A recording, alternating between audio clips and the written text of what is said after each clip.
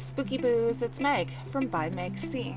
By Meg C is a cross-stitch pattern shop on Etsy where I design spooky cute and also nerdy designs that are all in cross-stitch form.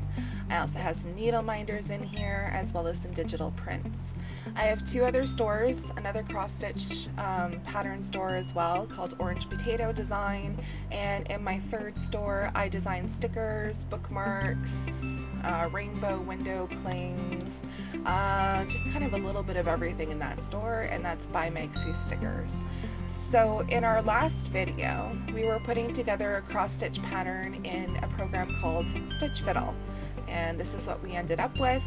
Now in today's video what I'm going to do is show you how to export it into a PDF cross-stitch pattern file. Okay, so first things first, normally what I would do with any finished cross-stitch pattern is I would get the preview image done right away.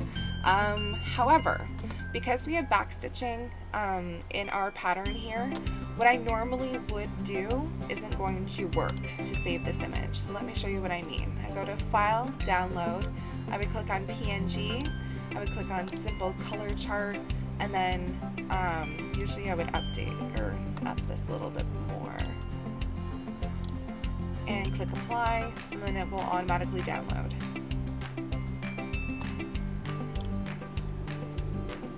Okay, so as you can see, it did download as an image. However, there's no backstitching on this preview. And as cross-stitch pattern designers, you want to show our potential customers exactly what they are getting, and this isn't going to do it for me. So we are going to close this. And now I'm going to show you how to get around downloading this as a preview image with all the backstitching included. So let's return.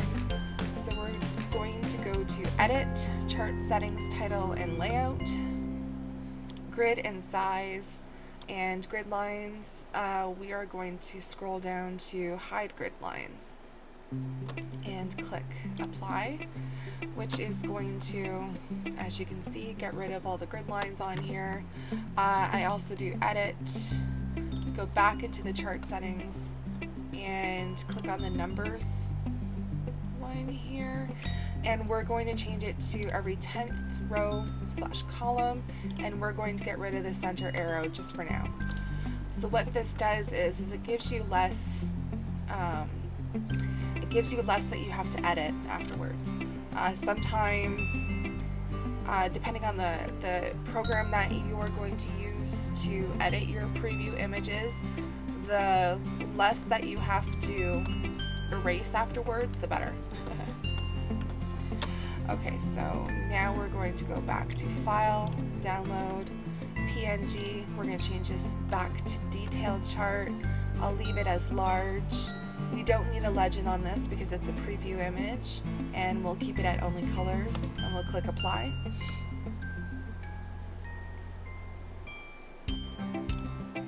And so we have our preview image all downloaded and saved here.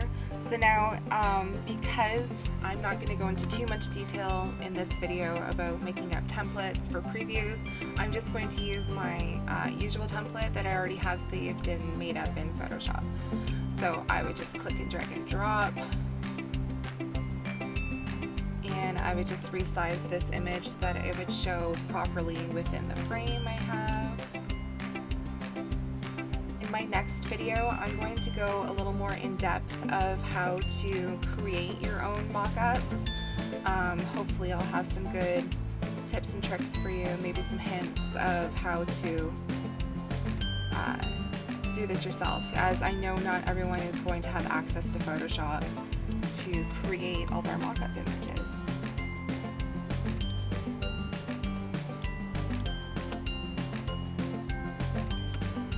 And all I would do now is just erase this excess fabric.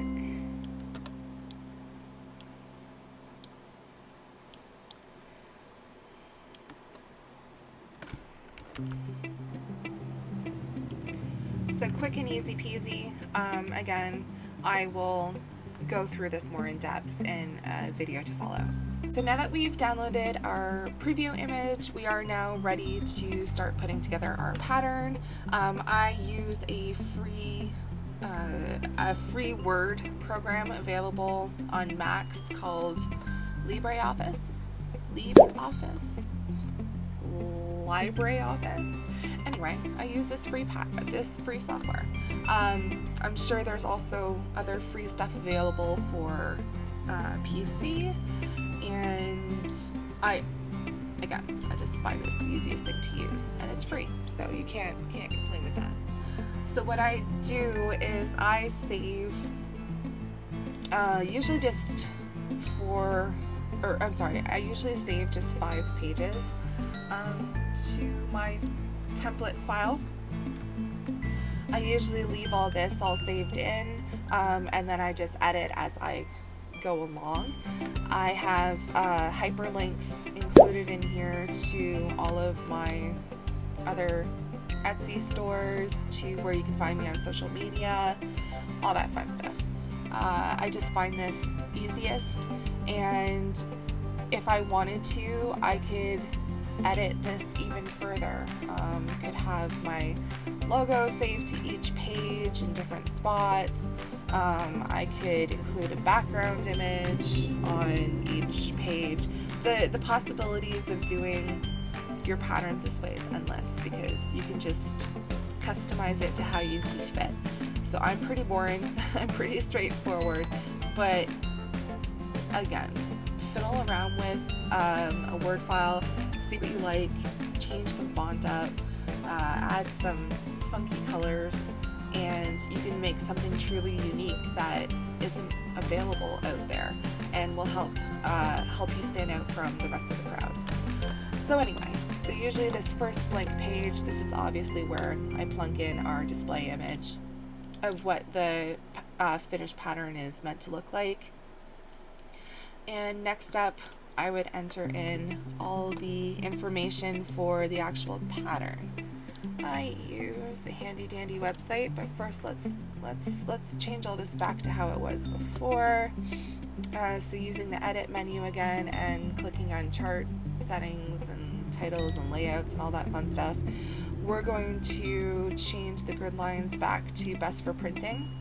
I'm going to leave the back stitching self-drawn lines as thick.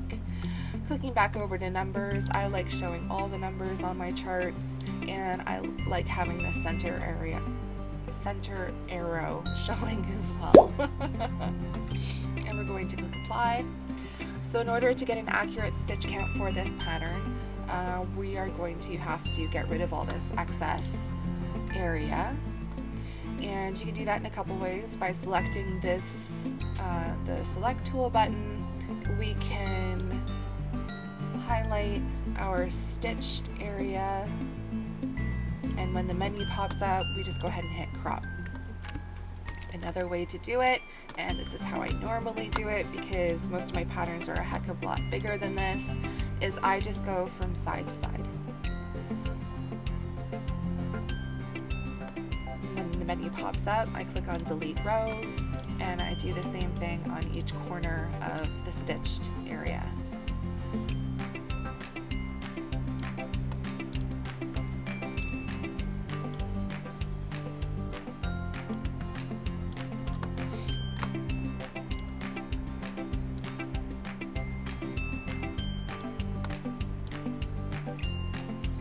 Okay, and now we can see that the main stitched area is within a graph size 39 by 41. So I would open up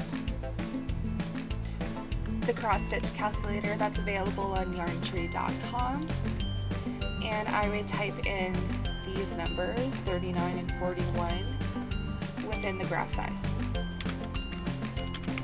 And I usually start the fabric count at 14, and when you calculate, it will give you the dimensions of your pattern. So using these dimensions, I would plug these into my chart. So 39, 41, change this to 14,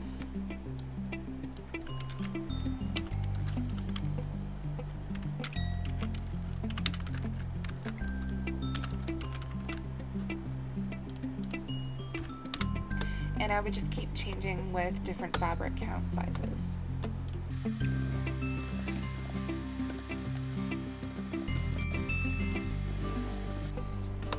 Okay, and there's another step done in getting our pattern ready.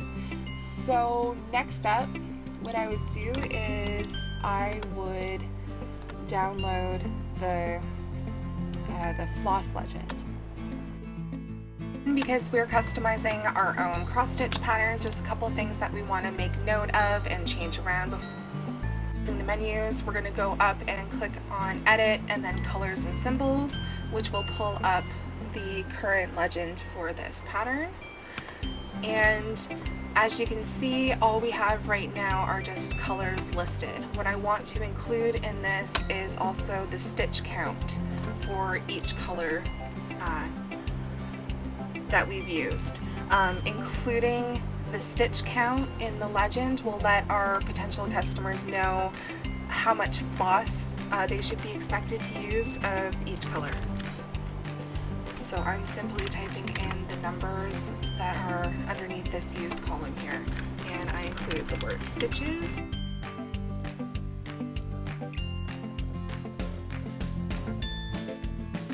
This unfortunately is something that I found StitchFiddle doesn't include either, but we can easily incorporate into our patterns. There are also some calculators online that will generate a stitch count for you, which looks a little bit neater. That might be to your preference as well. I was using that on a couple of my previous patterns, but I just stopped doing that. It ended up being too much work, and I find this just the easiest way to let all the cross-stitchers know what they're getting themselves into. So we're going to save that, and now we can start downloading our legends.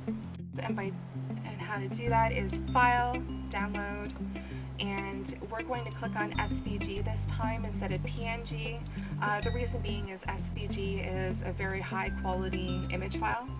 Underneath Legend, we're going to select on separate page, and under Draw, we'll start off with only colors and click Apply. Now it'll give you two options of 2 pages to download. We're going to do page 2.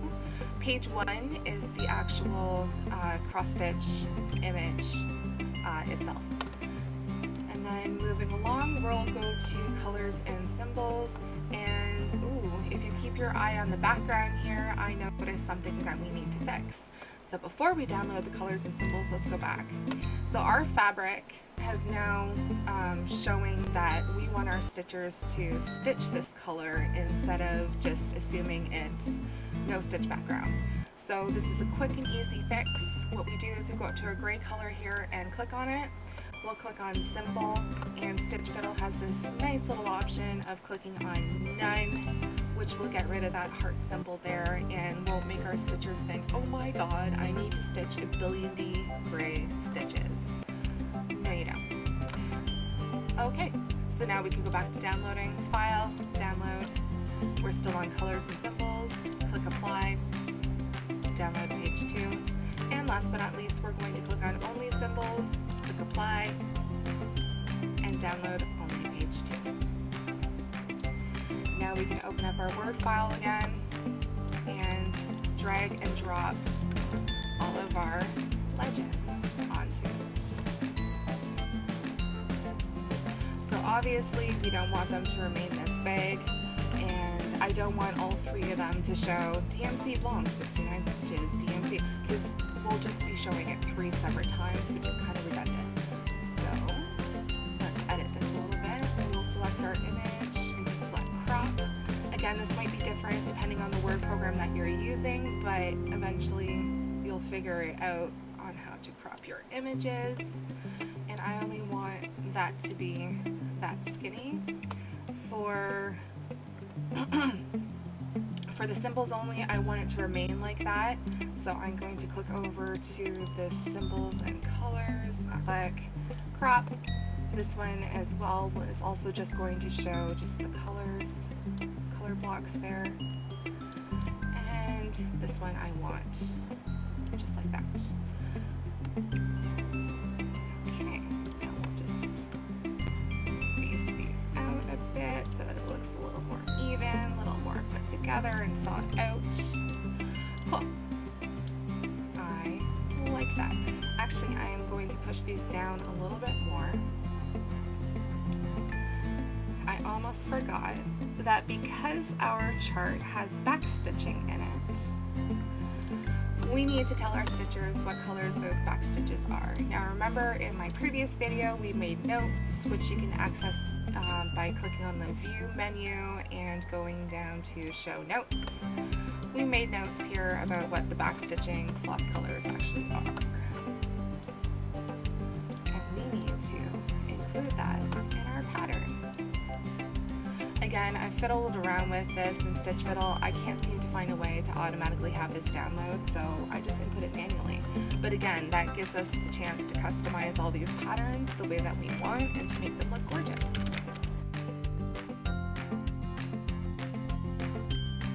Short, sweet, simple. I think it gets the point across. Okay, so we've got all our colors saved. Now I'm going to go back into our color menu again, and I'm going to get rid of all these extra notes I made. I know it seems like a lot, but again, we're customizing our own cross-stitch patterns, and they're going to look amazing. So the reason I'm getting rid of all that is because now when we download these actual charts, I download it so that it shows the color key off to the right hand side of our pattern, and with all those extra with all these extra words typed in, that will affect how big you can actually make this image on one page. And plus it's more information than what you need to give. You've already got a whole page dedicated to what colors are used and how many stitches they're used for. Why keep repeating it throughout the pattern? So now that that's deleted, I'm going to click View, Show Colors Only, and one more step before we finally download this. I'm going to add in a new color, something contrasting to the actual pattern itself. I'm going to click good old 564 here, and we're going to use our backstitching tool, and we're going to add in extra lines to help stitchers know where the center of the chart is. I'm just following the little arrows that we automatically enabled earlier, and yeah, I think this kind of helps out any potential stitchers. And we're going to go back to Edit, Colors and Symbols, and we're going to get rid of all this information here, and we're going to type in something like no. And we're going to save. Okay, here it comes. We're going to download this puppy now. We're ready. So File, Download. We're going to stay on SVG. Instead of the legend on a separate page, I prefer to have it on the right hand side. There's also the option to have, no legend, which you might do considering we already have a full page dedicated to just the floss colors and the stitches and all that. Or you can also have it at the bottom of your chart. But I like it on the right side. I'm one of those stitchers who, I use my iPad, but I don't use any programs. I just pull up the actual pattern itself, and I like to be able to reference what colors I'm using on the same page instead of having to scroll up to a different page and, oh, that's the symbol and color. No, I like it all just right there in front of my face, easy to access and reference. So right side, grid lines are fine. We only need one page. This is a smaller cross-stitch pattern. We don't need more than that, but it does give you the option to split it over several pages. I've seen this go as big as 9 pages that you can spread a cross-stitch pattern across. But we'll just stick with one. And we'll download only colors first. And then we'll switch up to colors and symbols. And go down to only symbols.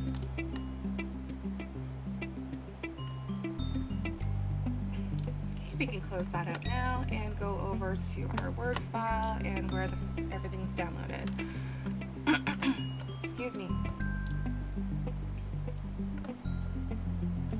Again, now it's as easy as select the image that you want, drag over, and plop it into our file. Second page, click, drag, drop. Yes. And then And it's easy enough just to add more pages to your Word files just by hitting Command Enter or Control Enter. And last but not least, we just need our symbols page here. Perfect. So I don't know if this is a new feature that StitchFiddle has added, but before, when I used to download these SVG images, the legend would come out small, and it would get smaller and smaller and smaller dependent on how many colors you're actually using in your chart. But now it looks like this is a decent size. So again, I don't know if this is a new thing, but always keep in the back of your mind that sometimes when you download just these images with the legend up against it, that this might get smaller and smaller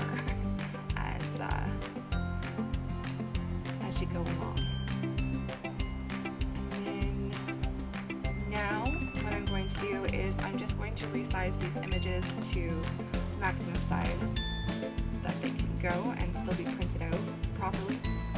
There are still some stitchers who like to print out hard copies of their patterns, so keep that in mind.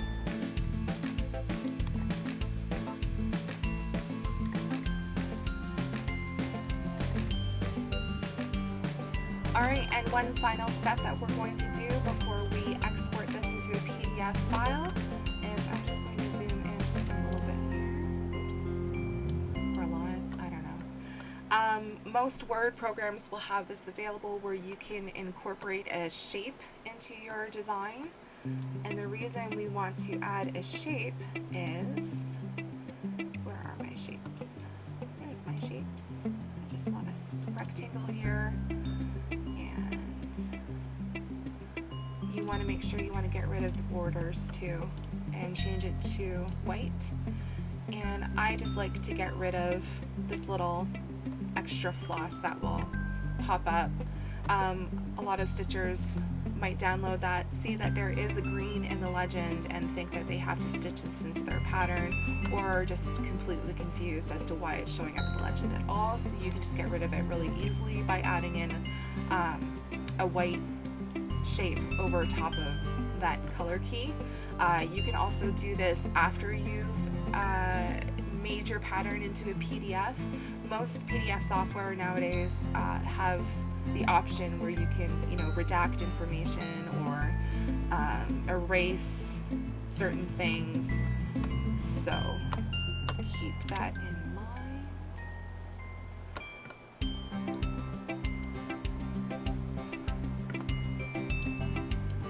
And now that that's all gone, we've gotten to the point where we can finally click create and export to a PDF file. Now you want to save this to wherever you have all your patterns saved.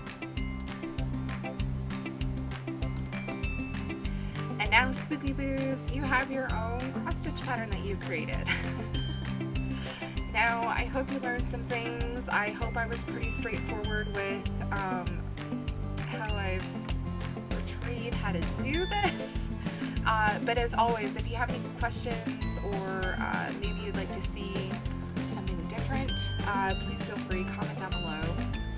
Again, this is just a tool guiding you as to how I do my cross-stitch patterns. This isn't set in stone. Play around with programs, find things that you like, and make these patterns your own, because with the technology that's out there nowadays, it's doable, and you can really stand out apart from the crowd by adding in and incorporating some pretty funky things. So this cross-stitch pattern I've titled Have a Heart. This will be included as a free cross-stitch pattern in my Facebook group. On Facebook, if you just look for By Meg C, you'll see something pop up saying, oh, Facebook group, spooky, nerdy, blah, blah, blah, blah, blah. And feel free to join. There's a couple questions for you to answer before your membership is approved. But yeah, I've got a pretty good solid core group over there. I enjoy all the different spooky boos that have decided to join the By Meg C cult.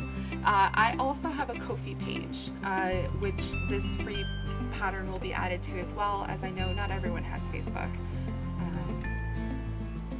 we're not as cool as you, okay? So yeah, so that's it for today's video. I will continue on in this series. I'm not entirely sure what the next one is going to be titled yet, but it will be in regards to cross stitching and StitchFiddle and how to do stuff. Until next time, Spooky Boos, thanks for hanging out with me. Stay spooky.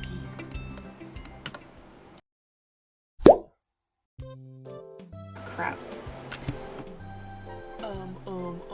That's all I say. My computer's frozen.